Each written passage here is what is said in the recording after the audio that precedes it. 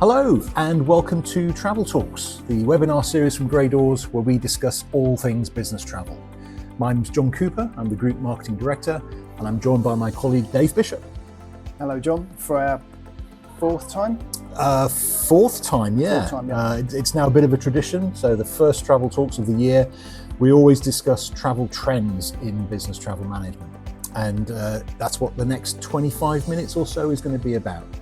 So we'll be gazing into our respective crystal balls, trying to predict, maybe in a different vein from what we've done in previous years, but more the trends that we're either envisaging are going to have an influence on business travel or that we're already seeing taking shape, and how we as a TMC and you as corporate travelers can really make the most of those trends to influence your business travel experience.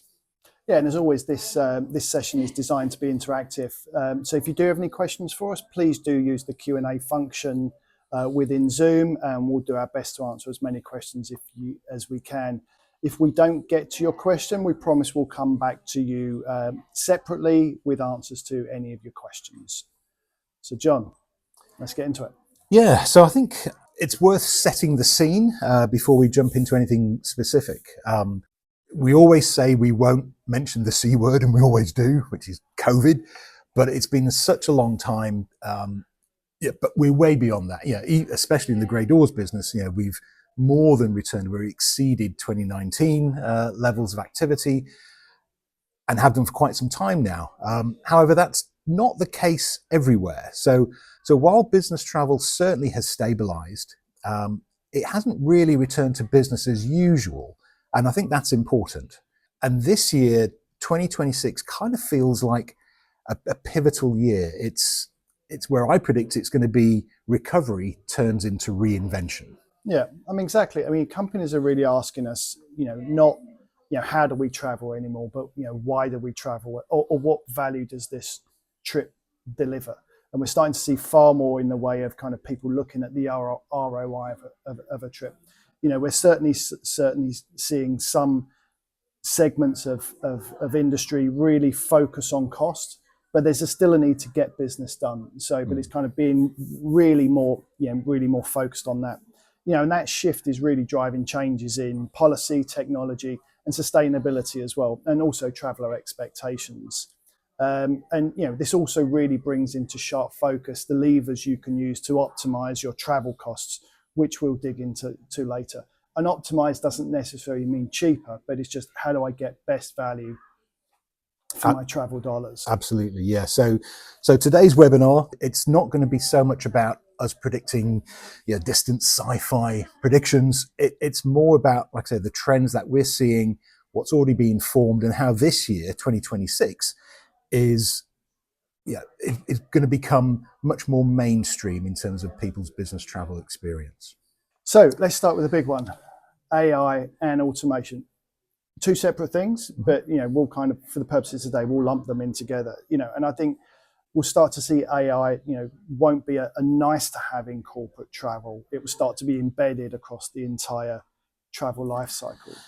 Yeah, absolutely. So I think AI, we're talking about AI-driven trip planning, real-time disruption management, predictive pricing insights, and certainly personalized travel recommendations, all working behind the scenes as part of an AI experience. And kind of for travel managers, this means kind of smarter travel policy compliance, faster approvals, better data for decision making.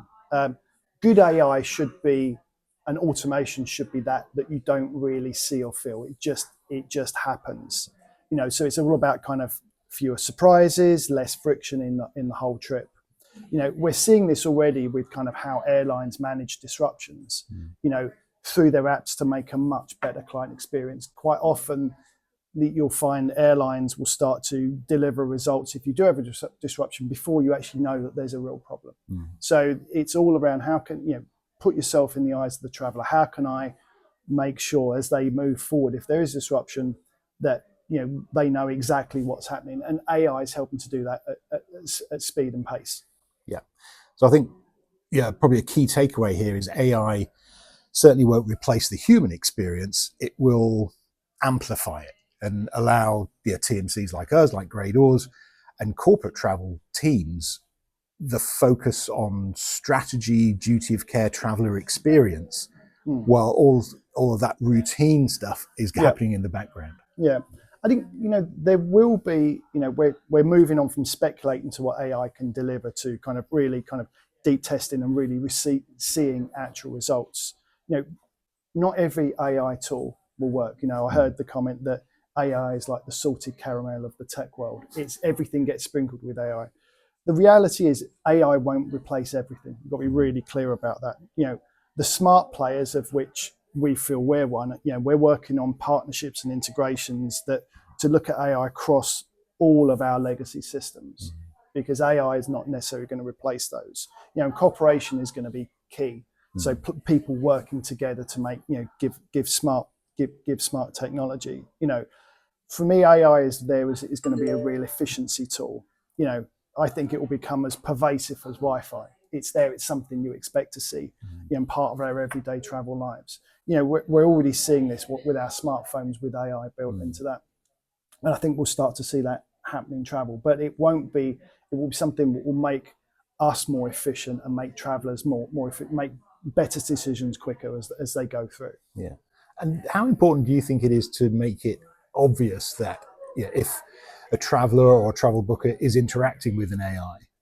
I think if you're looking at, there's an expectation, particularly around, agentic AI, that people do know what they're doing. I mean, that has a part to play, but I think it's going to depend in what segment of the travel sector that you're in. Right. I think we'll see it very heavily in the leisure industry and kind of more in the, maybe more in those travel companies where the travel is regular, less complex for certain.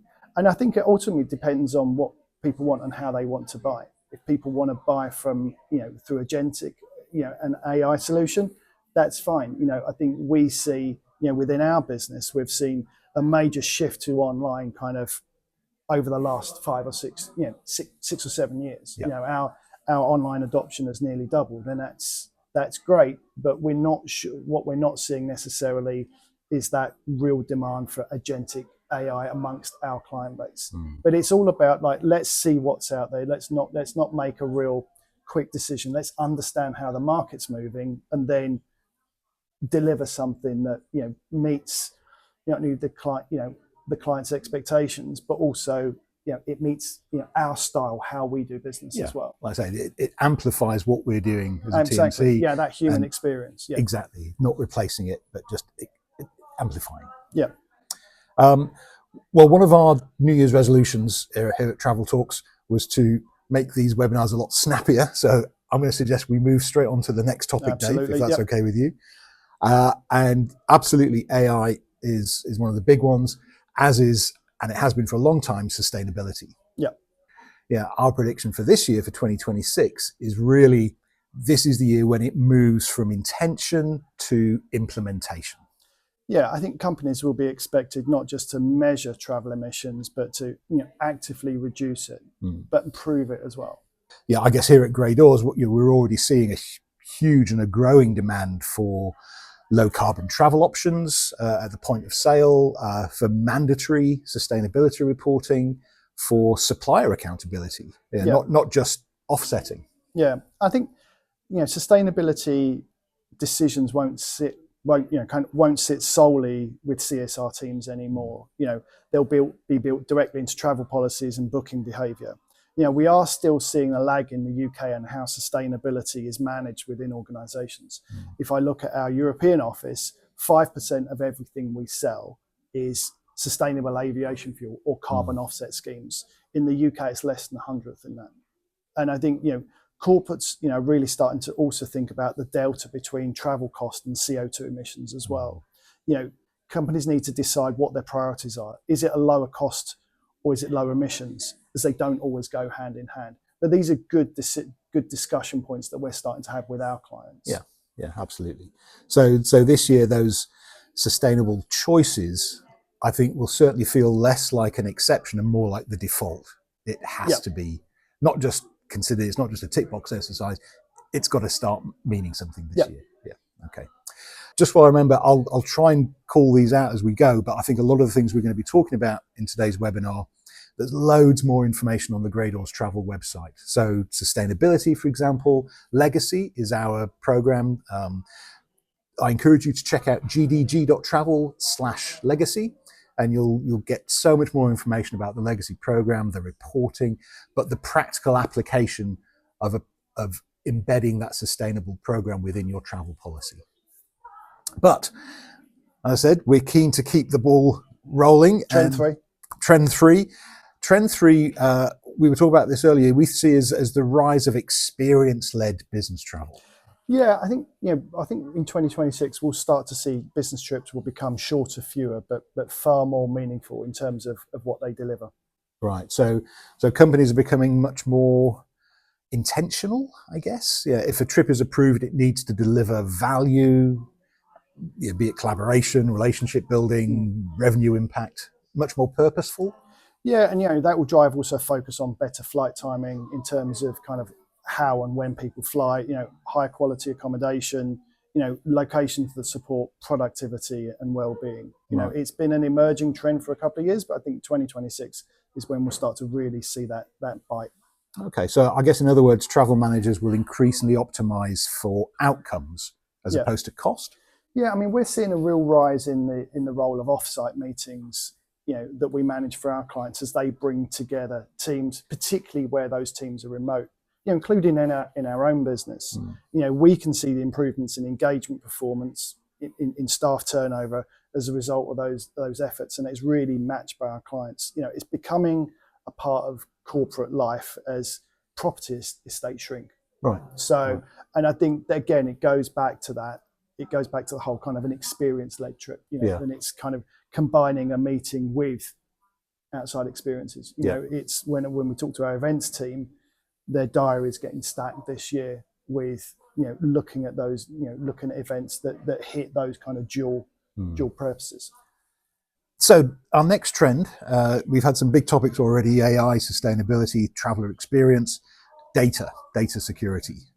I believe probably the next defining trend in corporate travel this year is going to see the industry have a much sharper focus on data integrity and data security. Yeah, our Chief Technology Officer, Sophie Taylor, she's featured in this month's Business Travel magazine talking about exactly this subject. Sophie points out that as the volume of digital interactions grows, data, reaches upon data breaches, on unprecedented levels, business can no longer afford to treat information security simply as a back office concern. I think certainly when we're prospecting for new customers, we've started, the biggest growth in terms of the questions that we're asked is around data security. It's a regular occurrence for us to see a prospect ask us, up to 120 questions purely around data security. So that shows that kind of it's a real strategic priority, that needs to be embedded across the whole travel ecosystem. Right. So I guess for travel programs to remain resilient, organizations have to look just beyond their own systems and start examining the robustness of their supply chain partners. So obviously TMCs, but airlines, hoteliers. True data integrity is only really as strong as its weakest link, and therefore that means holding suppliers to, maybe not to account, but to higher standards. Higher standards, definitely, yeah. And I think incident management, cyber readiness, all of that good stuff, it's all got to go in part of a client's travel policy, but business continuity policy as well. Yeah, absolutely. Our role is to collaborate with our industry partners, but really we're there to protect travelers, safeguard sensitive information, and maintain kind of that operational stability. We see at Grey Doors, we see data integrity not just as a policy compliance, but it's a cornerstone of being a trusted, future-ready travel program. Yeah. I'm conscious of time, and we're not doing too bad in our New Year's resolution to keep these short and sweet and punchy. So our next prediction or travel trend that we think is going to really take shape this year, it's kind of an interesting one. It's looking at policy, travel policy, and the flexibility around that, but with stronger controls.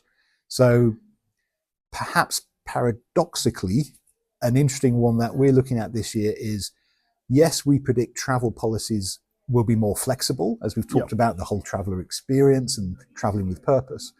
But at the same time as applying flexibility, they'll be more tightly managed. Yeah, absolutely. I think we'll see that flexibility in kind of three key areas. Blended travel, leisure will start to feature more and be accepted, and also have policies around payment as well, and kind of how that leisure piece is captured. Also, in terms of cabin class decisions, I think you only have to look at the investments that the airlines are making in premium economy. Premium economy was introduced 34 years ago by Virgin, and now you see all of the major carriers offer that, and it's that kind of mix between the two. So we'll certainly start to see that come in, and but also kind of the supplier choice. Loyalty is key for the airlines. They know that. That's why they have loyalty schemes, and we'll start to see this really come far more into play as NDC takes hold. NDC originally was all about, how do I give a personalized fare to a traveler?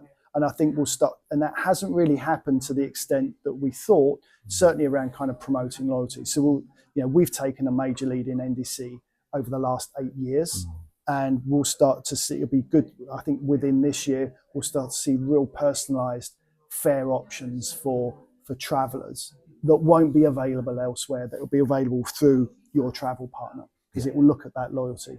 Absolutely. And it doesn't need saying, but I'm going to say it anyway. NDC, new distribution capability.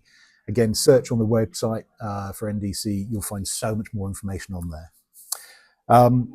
So I guess the result then is travellers feel empowered with this flexibility of travel policy, but at the same time, organisations retain visibility, retain control, retain consistency. I think particularly where you look at the kind of the ecosystem now, in that duty of care is such a fundamental part of travel policy, that corporates want to, they want people to, consolidate their shopping. They want to make sure they can capture the data, they can manage travel policy, but also they can look at and capture all their duty of care responsibilities. But and I think we'll start to see, as the airlines, as NDC takes hold around those kind of personalised offers, that will kind of help to funnel people in. Yeah. And well, you mentioned it there, duty of care. That's, again, I've got an eye on the clock. It's probably our last trend to have a quick chat about. But duty of care in 2026, our prediction is a bit like sustainability. It becomes default, but it becomes predictive as opposed to reactive. Yeah. So, duty of care, it's very much an area of corporate travel that's undergoing a lot of evolution as technology makes improvements. Again, search the website, you'll find out on Great Oars Travel all about TripSure, which is our own duty of care tool. So it's kind of undergoing quite a major evolution in terms of the capabilities of what organisations can now do from a duty of care perspective. But in 2026, the focus is I suggest, going to shift from reacting to incidents to anticipating them. Would you agree? Yeah, I think I see it in two parts. One is being far more proactive in terms of traveller alerts. Typically, risk management in this area has felt like a boilerplate contract. I'm going to tell you everything about a country, and it's sometimes it's overwhelming, the amount of information that can be provided, and what you don't know is, tell me what I really need to know. So I think we'll start to see kind of more risk scoring by destination and trip type, and then kind of real-time tracking integrated into the booking data. I think risk management, because there will always be issues, will kind of change more from a shotgun approach to a rifle shot, way more targeted and answering the so what question. Here's an issue, but what do I need to do about it? Yeah. So yeah. Again, shameless plug, check out gdg.travel/TripSure for more information about our own tool. But as a tool, duty of care isn't just a standalone function anymore. It's going to become much more integrated into the whole travel ecosystem. Yeah, exactly. Okay, I am conscious of time, and I'm conscious that we haven't really answered or even looked at any questions yet. So let me just check out what questions we've had come through. Oh, okay. It's not a surprise, this one. Probably one for you, Dave. What does Grey Doors think about the recent high-profile mergers and acquisitions, the shrinking of the TMC pool? I think broadly, 2025 was a record year in terms of the deals that were done. Uniquely, we weren't one of them. Yeah. But I think kind of broadly, and I think investment in travel management companies, for me is a really healthy thing. And I think, seeing the kind of the scale of the deals there, I think there's what's becoming quite apparent that the larger TMCs are becoming more uber focused on their sector. And that's allowing both new entrants into that business, but it's also, if you look at kind of our business, we've really focused on that kind of mid-market globalization. That's been a lot of our investment over the last couple of years, certainly as we've bought TMCs in multiple continents, and it's around kind of sharing with our customer base that Grey Doors service standard, the technology we deliver, the style that we do it in, the quality of all of our touch points, that we've gathered now for 99 years, and delivering that globally. And we've had tremendous success. We've seen the greatest growth of our kind of wins over the last year in that global arena. So that shows what we're doing is good. And a lot of their business has come from what you would see as the more traditional global providers. So it's showing that our strategy is absolutely working and we're delivering. I think we'll see more acquisitions this year. There's been a lot of press around, will certain players sell? But I think, I don't worry too much about it. I follow it avidly. But for us, it's, our strategy is solid. Yeah. And it's certainly delivering results to our clients in terms of the countries that we're in, the companies that we serve in multiple markets. Awesome. Thank you, Dave. Look, I am conscious of time, so we're probably going to have to wrap it up. I apologise if we haven't had time to get to your own question. I assure you, a member of the Travel Talks team will get back to you directly. But just to close things up, Dave, what key takeaways can our audience take with them today? I think 3 things. Technology will drive smarter, more human travel experiences. Sustainability will be operational, not optional. And I think, certainly value, well-being and risk management will define a successful travel program. Excellent. Yeah, so I think organisations that succeed this year aren't the ones who travel the most, they're the ones that travel the best. And that definition of the best is they travel with purpose. Absolutely. Yep. Well, like I say, the clock has beaten us. Thank you so much for joining us for today's Travel Talks. I hope you've enjoyed it. We certainly have. It's our annual tradition. We'll be back this time next year. Absolutely. All being well. But just a reminder, you can download the fact sheet that accompanies every Travel Talks. So if you're here watching us, fantastic, you'll get that sent through to via email. If you're watching back on demand, scroll down on the landing page and you'll find that PDF to download. Do sign up for future episodes of Travel Talks. We run them all through the year. We'll be sending out details of those via email and via our social media. And if there's nothing on Netflix this weekend, go and watch our huge back library of previous Travel Talk shows where we talk about literally everything and anything. You can guarantee we've covered it in a Travel Talks episode. In between watching The Traitors. In between that. But now, Dave, thank you so much for your time. Thank you for joining us, and safe travels in 2026. Thank you.